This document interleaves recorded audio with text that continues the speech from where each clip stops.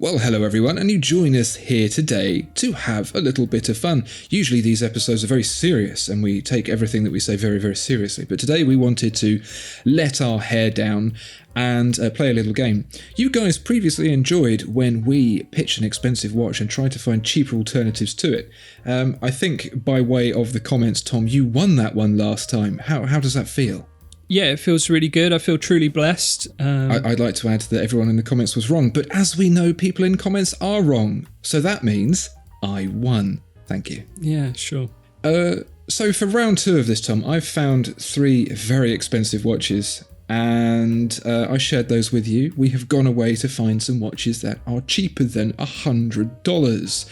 And the watches that I'm pitching here are, with the exception of one, worth over $1 million.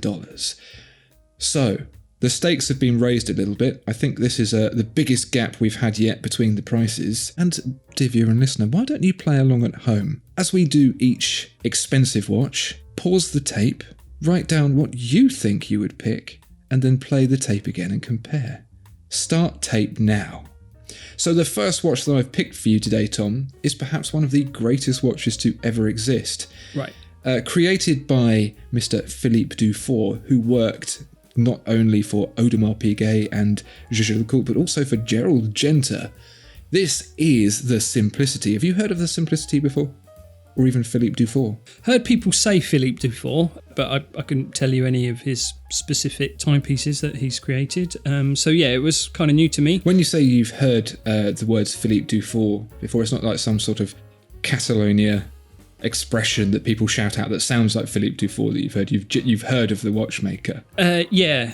Maybe I heard someone say it in the club or something like that. I don't know. But yeah, it rang a bell. So he went independent in 1992 and created the first Simplicity in the year 2000. Now, he only intended to make 200 pieces, but the watch was so popular and the waiting list became so long, he no longer takes orders for this watch. It takes him quite a while to make them.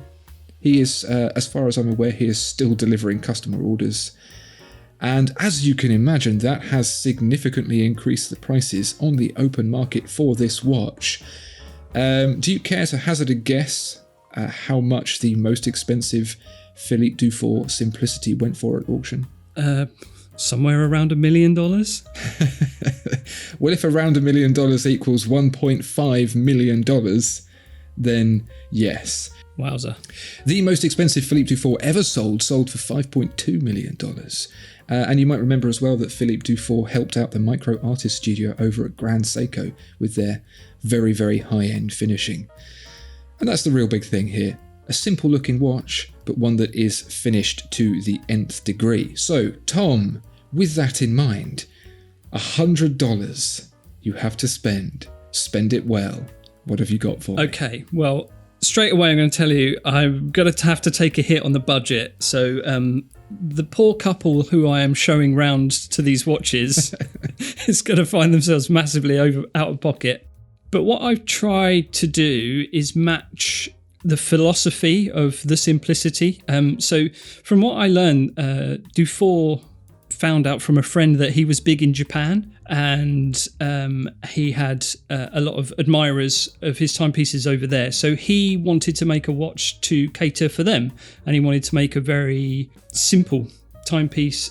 So I'm going with a Japanese connection, simplistic, and obviously with an element of handcraftedness. Again, yeah. So I've shattered the $100 budget, but I'm still triple figures. So 100 is now 999 plus 100 cents.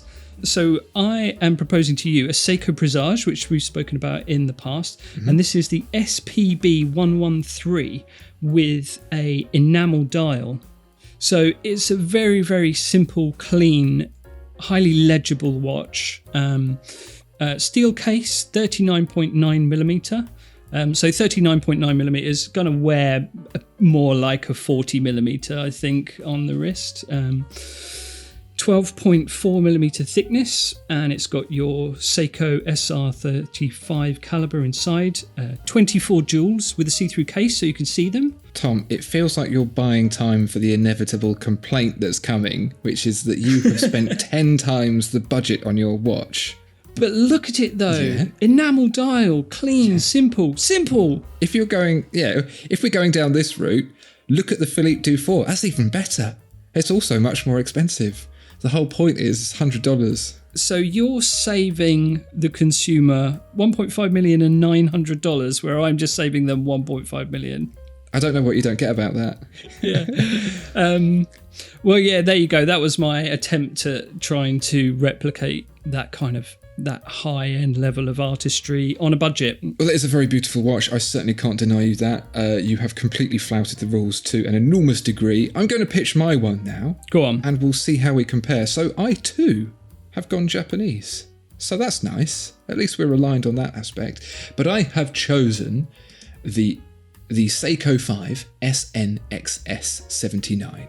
I've kind of taken a similar vibe to you, where I'm looking for the ability to compound what people love about mechanical watches into a package that is as simple as possible, and it doesn't get much more simple than a Seiko 5.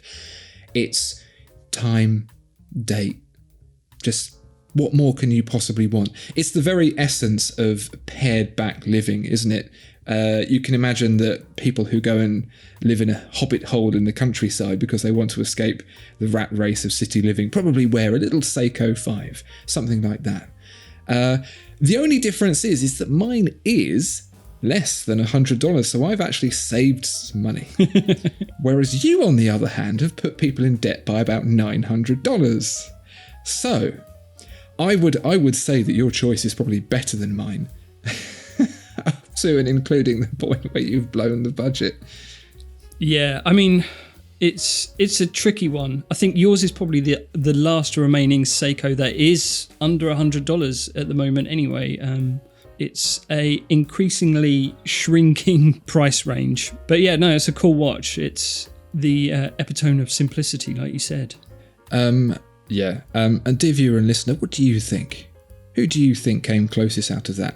If you pick Tom, I will be cross because his was £1,000, okay? Right, let's move on to the next watch. Start the tape now. The next watch I want to pitch to you isn't $1 million, it's $35,000. But if you were to look at it, you'd certainly think it cost $1 million because it is absolutely bananas. It is the Devon Tread 1. Do you remember this thing? Again, the same as Philippe Dufour. I've seen it around. It's so striking. It's caught my eye at some point or other, but I don't know a huge amount about it. But if there's an image of it somewhere, it's going to catch your eye because it's doing something almost singular in the watch world, isn't it? Yeah, it really is. It's taken a lot of cues from the watch industry and decided to totally ignore all of them. This thing has been created by Devon Works. It consists of 4 belts driven by 4 motors that are all rather loud, as it turns out, and they rotate around what you could call a dial, but is more like the open side of a computer, to read the time within the few squares that are available there to tell you which bits to look at. It is made not by Swiss watchmakers, no. It is made by American aerospace engineers. The company have deliberately avoided anything to do with Switzerland, so it was rather nice that it was still a finalist in the 2010 GPHG Awards for the Design and Concept category. But it's really a visual piece of drama. It's almost a moving sculpture, you could say. And dear viewer and listener, if you are watching this rather than listening to it, you will be able to see on your screens right now how it all moves around. It is rather mesmerising. Replicating that for $100 is certainly tricky. I would say it's impossible. That's why I've spent $5,000. I mean, it's a ludicrous watch, isn't it? It's, yeah, like you said, it's like this kinetic work of art, isn't it? It's just, yeah, so unconventional. And so again, like, I've tried to replicate something that along the same lines of that sort of industrial aesthetic. It looks like a factory, doesn't it? Like belts and conveyors and things like that. And so I've tried to sort of get something along those lines, and also an unconventional method of displaying the time as well. I've tried to replicate that. So I stumbled across a watch brand I've never heard of before, and that's Reservoir Watches. News to me.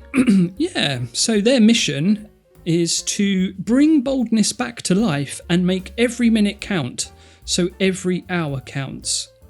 Scared?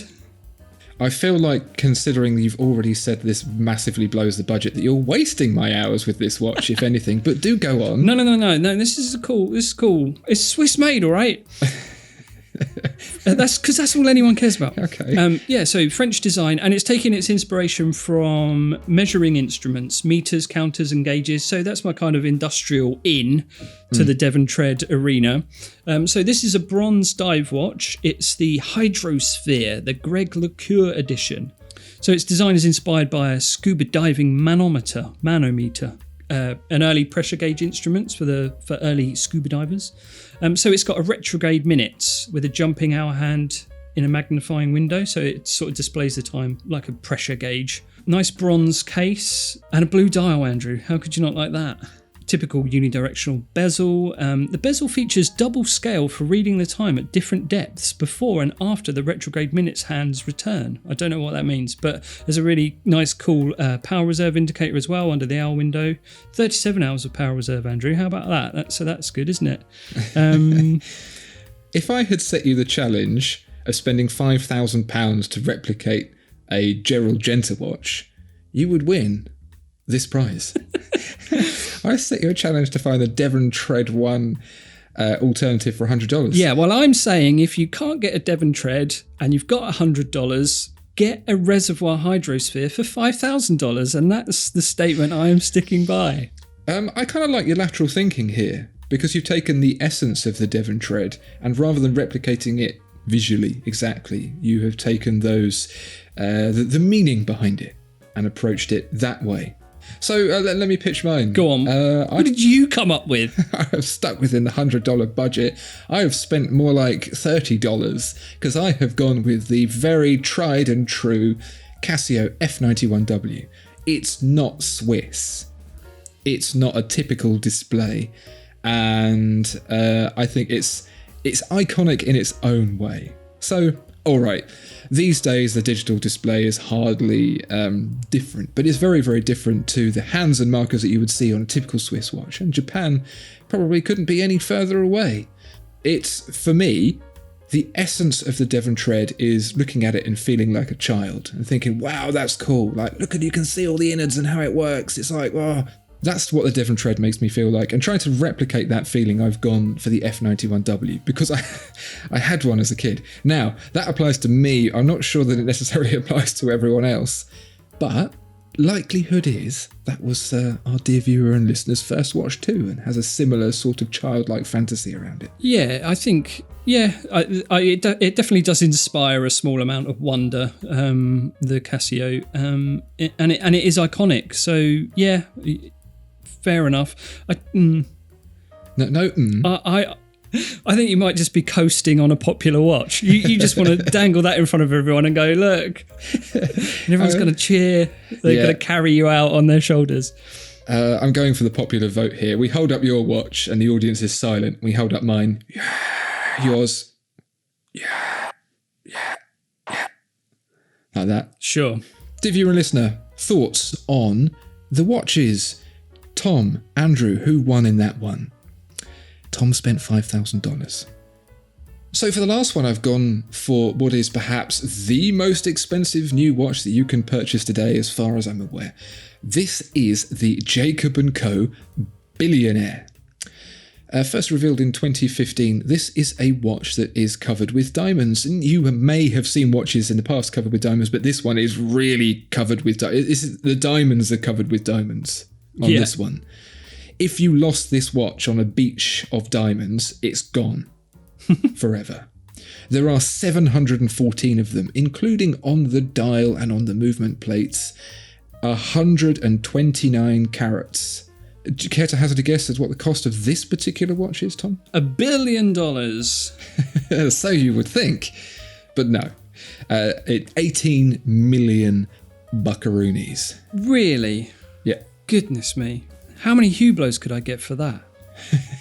What would you spend $18 million if you had it? I'd buy Mr. Beast and fire him out of a rocket into a third world country that I also own. Oh, man. Dear viewer and listener, if you have $18 million and you are just about to spend it on a Jacob & Co. billionaire, hold that thought, because we've got a video that we need to make and we need your help. So, Tom, 18 million quid. 714 diamonds, 129 carats. What have you spent your $100 on? Right, finally, down from £99.99 to £69.99. Yes. The Seconda Sexy Rocks. What? The elegance of sexy watch design, Andrew. I don't ever want to hear you say the word sexy ever again. It's all right, it's spelt with a K for some reason. Oh, okay. No, EK, sexy, not soxy. So, I actually think I'm pretty pleased with this, actually. It's pretty damn close. So more than 600 crystals come together for a glamorous sparkle, Andrew. Yeah. Got anything more to say about it than that? Yes, it's they're all mounted on a rectangular silver-coloured ionic plated brass case, and that encloses a vibrant blue stone-set dial. So yeah, as seen on TV. It certainly looks the part, and I think most of the little budget that you finally managed to get correctly has been spent on the blue sparkly things either side of the watch case. I am tickled by the bonus of these silver plated brass. I've never heard such bad quality watchmaking posed as a benefit before, but nevertheless, I kind of feel like if you've got the audacity to wear the Jacob & Co. billionaire, then you should be able to rock a Seconda Sexy Rocks, don't you think? Do you know what? You're right. If you got out of a LaFerrari wearing this watch, it's such a statement. It's such an extreme that it's almost the opposite end of the extreme of the Jacob & Co. billionaire, to the point where it says the same thing. It says, I don't care. Exactly, yeah. So I think I'm going to struggle to pip you on this one. So let me share my thinking on this watch. I think the Jacob & Co. is the watch that you put on. You've spent all day earning your billions in the office going, rah, rah, rah, make more money, rah, rah, rah, spend less money, rah. And then you put on your Jacob & Co. billionaire for your weekend on your yacht, where you just let your hair down. You wear those white linen suits that billionaires wear, I think. Sure. And you just let loose. So I was thinking that's the ethos. It's all about who cares, right? Yeah, right. So I picked the Timex Weekender, specifically the Peanuts edition. Okay. Go on. For £59.99. Yep. So I suppose that's around $100. You can have a lovely, lovely watch with a Peanuts motif, either Snoopy or Charlie Brown, with a strap to match. Okay, right. Join the wait list. So ignore that bit. Ignore that bit. That's not let your hair down, stress-free weekend at all. That's a job. But it's a fun watch. It's cool. It's got Peanuts characters on it. It's just got that, like, hey, do you know what? Swiss watchmaking is getting me down, man. Everyone's too serious about this. I want a watch with Charlie Brown or Snoopy on it. And never mind spending a load of money on an Omega Snoopy. Here's one for 60 quid. You catch my drift? Kind of. So you think the Jacob & Co. billionaire is like a weekend beater for just, bumming around and lounging around in the garden or on the boat, and so is a Timex with Charlie Brown on it. Exactly. Well, I'm glad you understand. So Yeah. This watch is called the Billionaire, but it only costs 18 million, which to a billionaire is nothing, right? I would love to see someone on a yacht or at a baccarat table or, in a boardroom with a Charlie Brown watch on. That would be amazing. I like it. You've convinced me.